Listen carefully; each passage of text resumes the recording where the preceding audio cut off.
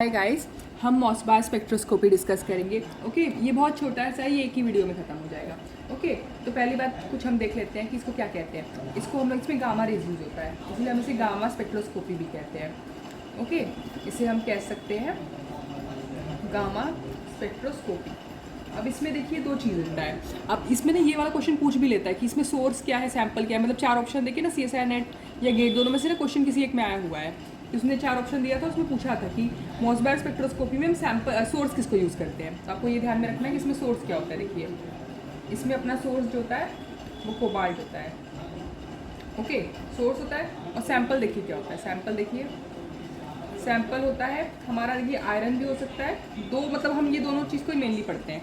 Iron 57 को पढ़ते हैं, इसके अलावा 3 को पढ़ते हैं। ओके, इसका जो एक्साइटेड स्टेट होता है ना, हाफ होता है। ओके सॉरी, इनका जो ग्राउंड स्टेट होता है वो हाफ होता है और एक्साइटेड स्टेट 3/2 होता है। तो वो तो हम क्वाड्रपोल स्प्लिटिंग जब डिस्कस करेंगे ना, तब उसको डिस्कस कर लेंगे। अब बेसिकली देखिए इसमें होता क्या है। इसमें ये होता है ना, ये सोर्स होता है, ठीक है, सोर्स। तो ये क्या करता है, ये सोर्स एक्साइटेड हो जाता है। ये कोबाल्ट जो होता है, ये सोचिए कि इलेक्ट्रॉन एब्जॉर्ब कर लेता है, ठीक है। ये क्या है, देखिए इस पर अगर आप एक इलेक्ट्रॉन ऐड कर देंगे, सोचिए तो क्या होगा। ये कोबाल्ट क्या होता है, iron, cobalt, nickel, copper, zinc, ठीक है। 26, 27, ये 27 था। एक अगर इसमें इलेक्ट्रॉन आप दे दिए तो क्या हो जाएगा, इधर में फ़र्क पड़ेगा ना।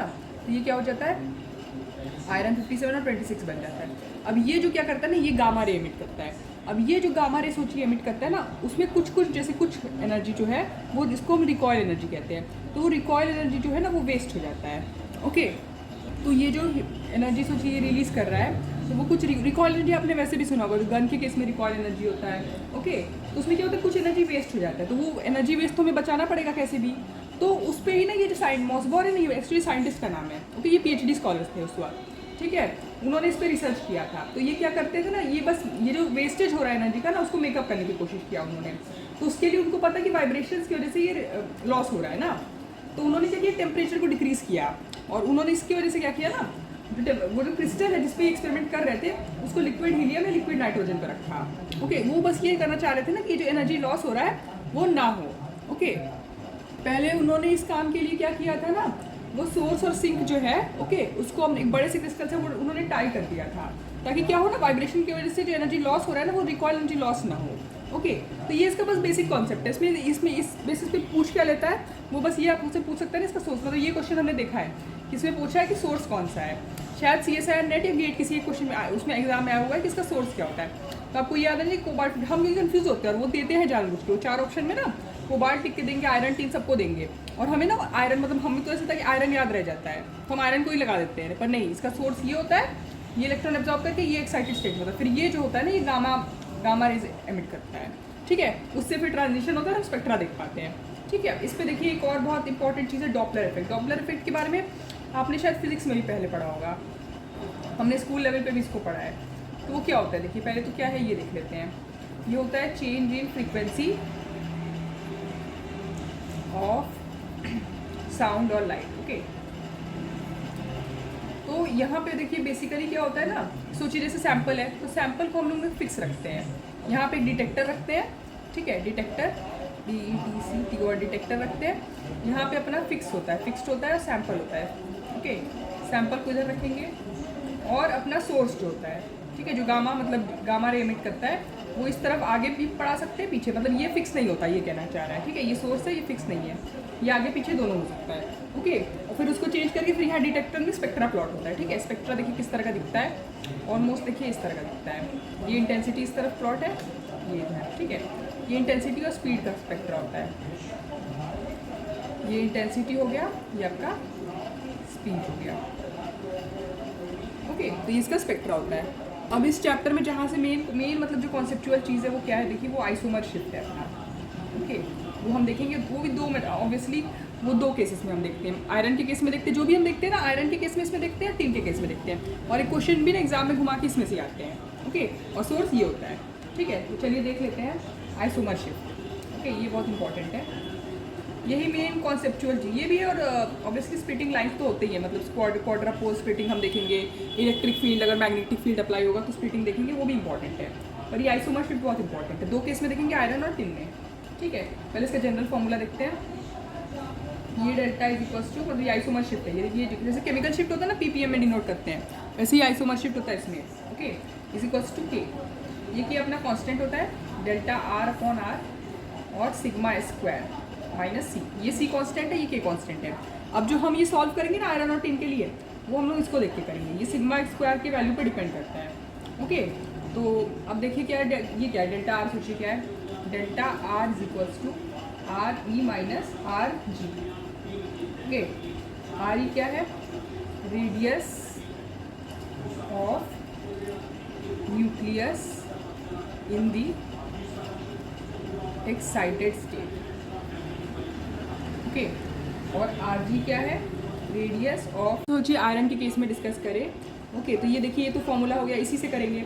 अब सोचिए हम लोग पहले आयरन के केस में डिस्कस कर रहे हैं। ओके, फॉर आयरन, तो आयरन के केस में देखिए कॉम्प्रेशन होता है, कॉम्प्रेशन मतलब जो डेल्टा एच आर की वैल्यू है ना वो नेगेटिव है, तो आपको पता चल गया कि ये जो है ये नेगेटिव है। तो अब किस चीज़ पे डिपेंड करेगा, ये कांस्टेंट है, ये कांस्टेंट है, ये आपको पता चल गया कि ये नेगेटिव है। तो अब देखिए जो ये होता है ना chemical shift, sorry isomer shift, यहाँ पे आइसोमर शिफ्ट है, ठीक है, ये सिग्मा स्क्वायर पे डिपेंड करेगा। सिग्मा स्क्वायर क्या होता है, देखिए हमने ये लिखा नहीं अभी, ये sigma Sai square is equals two electron density in S orbital. Okay, electron density in the S orbital. अब देखिए इसमें आपको क्या ध्यान में रखना है, आप ये तो समझ रहे हैं कि अगर सोचिए ये सिग्मा स्क्वायर, ये इलेक्ट्रॉन, मतलब आप कोई जैसे अलग अलग आयरन का वो दिया, सोचिए जैसे आयरन Fe2+ दिया, Fe+ दिया, तो आप ये तो समझ रहे हैं कि अगर सोचिए इलेक्ट्रॉन डेंसिटी बढ़ जाएगा तो ये वाला वैल्यू बढ़ेगा, ये वैल्यू बढ़ेगा, तो ये तो पहले से डेल्टा नेगेटिव है, तो ये नेगेटिव में हो जाएगा।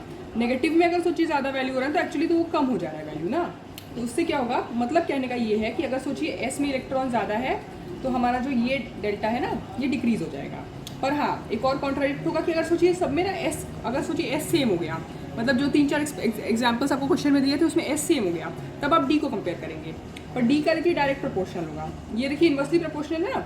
पर अगर सोचिए एस सेम हो, पहले तो देखिए आप एस को प्रेफरेंस देंगे, आप ध्यान रखिए ये प्रेफर्ड होगा, ये प्रेफर्ड होगा, पर ये अगर सेम हो गया तो अब आप डी को कंपेयर करेंगे, तो अब अगर डी में इलेक्ट्रॉन ज़्यादा होगा ना तो फिर ये शिफ्ट ज़्यादा होगा। क्यों? क्योंकि ये तो देखिए शील्ड करता है, वैसे भी आपको पता है ना कि ये वैसे भी शील्ड करता है। डी और पी ऑर्बिटल्स क्या होते हैं, वो इसका इलेक्ट्रॉन डेंसिटी को रिड्यूस कर देते हैं। वो अगर रिड्यूस कर रहे होंगे तो वो कम कर रहे हैं, वो कम कर रहे हैं तो इसकी वैल्यू तो ज़्यादा हो जाएगी ना कंपैरेटिवली, इसलिए इसके डायरेक्टली प्रोपोर्शनल है। पर पहले आप इसको नहीं लेंगे, मतलब पहले आप इसको ही प्रेफरेंस देंगे, एस और पी। और अगर सोचिए कि एस को प्रेफरेंस देंगे, ठीक है, क्योंकि ये सिग्मा स्क्वायर है ना, अगर ये बराबर हो गया तब आप डी पी फिर इलेक्ट्रॉनिक कन्फिगरेशन के हिसाब से देखेंगे, बस और कुछ नहीं। देखिए हमने ये आयरन का डिस्कस किया, अब सोचिए हम टिन की बात अगर कर रहे हैं, टिन के लिए क्या है, ये delta H is equals to positive होता है, बस आप तो समझ जाएंगे ना। अब जो इसका जो जैसा ये है वैसा वाइसी वर्सा, आप एक याद करके दूसरा वाला वाइसी वर्सा कर दीजिएगा, ठीक है, बस इसका वाइसी वर्सा हो जाएगा, ये पॉजिटिव हो जाएगा। तो इसमें क्या होगा, इसमें क्या होगा, अगर सोचिए कि आप इलेक्ट्रॉन का डेंसिटी इसमें ज़्यादा हो जा रहा है, मतलब एस इलेक्ट्रॉन का डेंसिटी अगर सोचिए बढ़ जा रहा है, तो आप क्या करेंगे, इलेक्ट्रॉन का डेंसिटी बढ़ रहा है मतलब इसका वैल्यू बढ़ रहा है, ठीक है। अब इलेक्ट्रॉन का डेंसिटी सोचिए देखिए ऐसे लिख लेते हैं। ओके, अगर सोचिए कि एस का वैल्यू बढ़ रहा है तो केमिकल शिफ्ट बढ़ेगा क्योंकि ये तो पॉजिटिव है ना, और डी का लेकिन इन्वर्स ही इफेक्ट होता है। अगर सोचिए एस सेम हो गया तो फिर आप डी का करेंगे, ठीक है। अब डी का लेकिन देखिए क्या होगा, अब डी सोचिए, आप सोचिए डी हो गया, ठीक है। अब डी तो वैसे भी इसको शील्ड ही कर रहा है ना, उसकी इलेक्ट्रॉन डेंसिटी को घटा ही रहा है, तो अगर डी सोचिए ज़्यादा है तो वो कम कर रहा है इसकी वैल्यू, एस की वैल्यू कम कर रहा है तो इसकी प्रपोर्शन है। तो ये अगर सोचिए कि डी, सोचिए कि आपका डी वैल्यू ज़्यादा है, एस को वो कम कर रहा होगा शील्ड करके, ओके, एस को अगर वो कम कर रहा है सोचिए तो ऑब्वियसली आइसोमर कम होगा। पर देखिए आप टीम की एक चीज़ हमने ना, टीम का देखिए क्या होता है, टीम का 5s2 5p2 होता है ना, तो टीम के केस में हम लोग ये डी की बात ही नहीं करेंगे, ओके, पी की बात करेंगे ऑलमोस्ट, ओके।